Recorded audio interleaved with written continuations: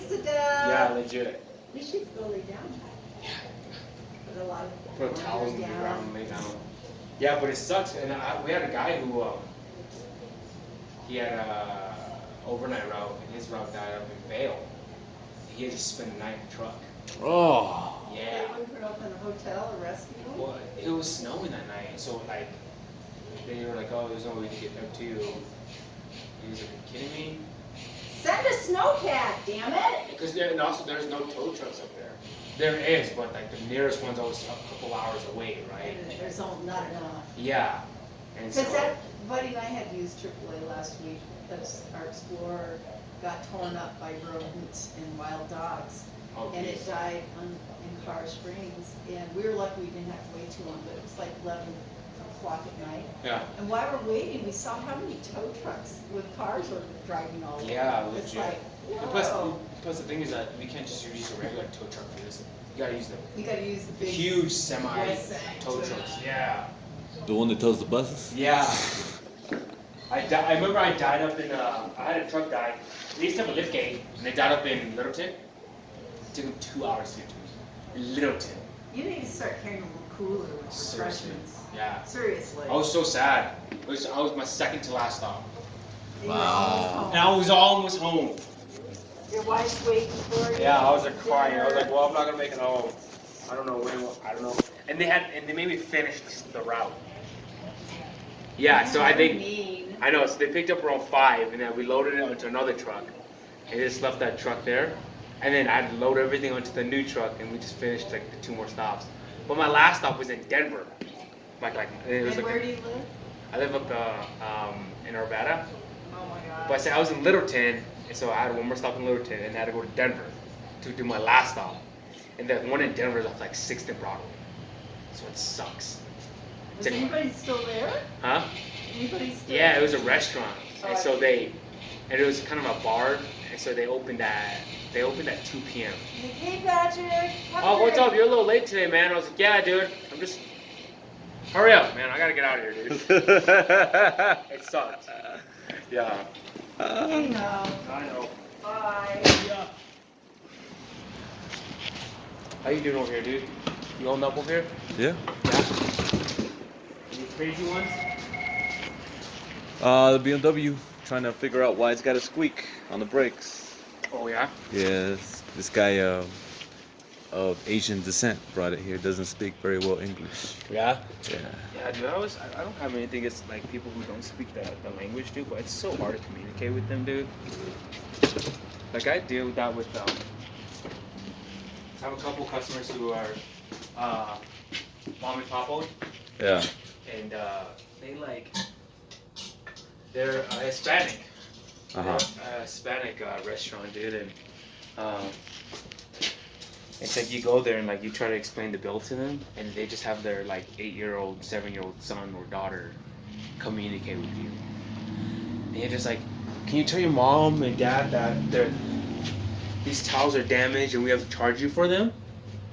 And they're like, they'll talk to the parents and what I'm saying and say whatever they need to say, and then their mom and dad like, oh, it's okay, and then like you charge them and they're like, why is my bill high? You know what I'm saying? And like I don't ever try to be mean, but I'm always like, man, dude, let's say if I lived in Russia, I'm gonna have to freaking learn Russian. Right. That's it.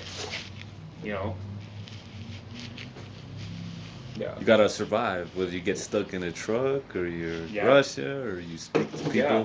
Well, I'm saying like, were you born here? Yeah. Oh, so you were born here. Los So- Angeles. But if you were born in Mexico, you would have to learn Spanish. Yeah. Yeah, it's just like that, dude. Yeah. And it's so frustrating to like even at work, dude. Like some of the gals at work, the ones that work in the plant, they're all of them like 100% speaking Spanish, you know. Oh wow. So it's very difficult. So why'd you give up nursing to do this, man? I told you, man. It's because I got married. Oh, I mean, you made more money doing nurses. 100%. Oh. 100%. Dude, Yeah. I couldn't do school. School wasn't my thing, man. Right. It just wasn't Yeah, I made it. You made better money doing nursing, but my goal wasn't money. My goal's not money. Our goal is time. You know what I mean? Yeah. Yeah. Making it work, right? Yeah. Because your wife was complaining. Huh? Your wife was complaining. Complaining? Yeah, like that About you. money? Yeah. No, about you not being there. Oh yeah, cause I said like at the time, we had been together almost 3 years, and I was here at the time an hour a week. Holy cow! Yeah. But she was working day shift, I was working night shift. Wow. Well, obviously we saw a future together, but a lot of people think when you get married, like nothing changes. So like if we got married anyways, and I still only see an hour a week, like we're just gonna get divorced in the end. Does that make sense? Yeah. Like, You always wanted commitment. do I always want a commitment? Yeah, you always wanted to. You knew you wanted to get married. Yeah. I always wanted a partner. I was always afraid to get married, like that wouldn't work out. Well, why do you think that? I was like that since I was little. I don't know why. Why do you think like that? Were your parents together? They were together for a long time. Then they divorced like when I was like 15. But yeah, That's probably why. probably so. That's probably why. A lot of people who I talk to who don't want to get married, it's because they've seen failed marriages. Yeah. And they see like, oh my god, like that's just so much trouble. She takes everything. Well, yeah, but it's because you've only seen failed marriages, you know. Like up to my life, I've only seen thriving marriages. My parents were married for 25 years. They're happy. You know what I'm saying? Like, I know more people who have been divorced, like because they're my friends, than I know from older people who've gotten married and divorced. Does that make sense? I guess making it work, not being selfish. Yeah, I think you can But sometimes it's not 50-50. Sometimes you do more, you know.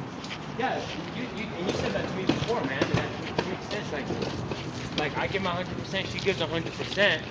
But obviously there's gonna be times where you give it a little more, or at times she's giving a little more. But that's part of a relationship, right? That's what part of a partnership is, right? Right. A partnership is both ends have to kind of, you know what I'm saying, make things work. Right. Perfect. But I think my wife and I, we have a bomb. Like this weekend, I don't know if I told you, but I had to go to Minnesota because wife had a family emergency out there, and they're like talking about how, man, like, oh, you guys are just new, like you and your wife are just like newlyweds. Cause we've been together for 6 years, we've been married for 2. And like, you guys are just new. That's when you guys still have like love each other. Just wait till you guys get older and you guys stop holding hands and you guys, you know what I'm saying? Like, oh, no more lovey-dovey kisses. And I was like, yeah, but why does it have to stop, right? Like, it stopped because you guys chose to stop. Yeah. Doesn't matter how you look. It matters what you got inside, right? You still see couples out there in the 70s, 80s holding hands. Yeah. You know what I'm saying? Right. Yeah.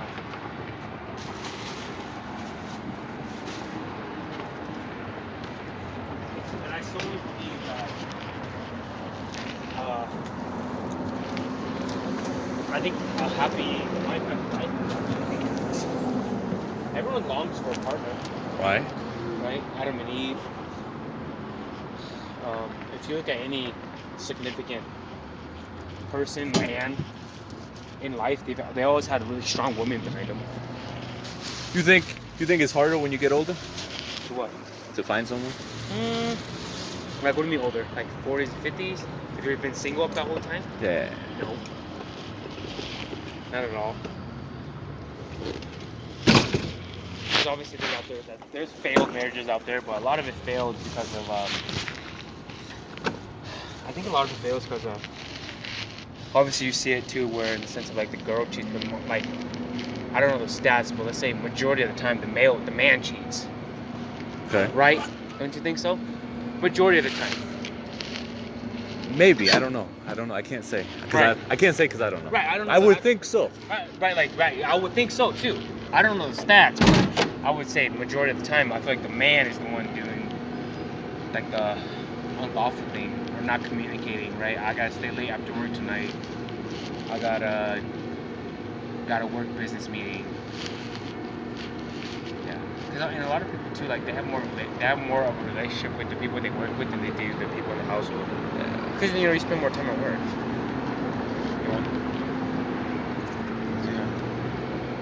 That's crazy. Isn't it? It's so crazy. And you can kind of see it during this whole COVID thing. Like a lot of people are staying home. A lot of people are like, I don't know why I got with this person.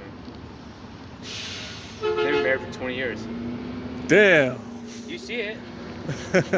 In New York, I know it's a pretty bad one out there. Like this divorce lawyer, she was saying like my business is popping. Like I'm so busy because people are finding out that, you know what I'm saying? Because so for a long time, it's like when you're so used to you do your thing, I do my thing, and I'll just see you in the evenings. And you do that over and over for 20 years, and then if there's a bit of time where you guys have together, you guys are like, I don't even know this person. I think most of these, See you later, bro.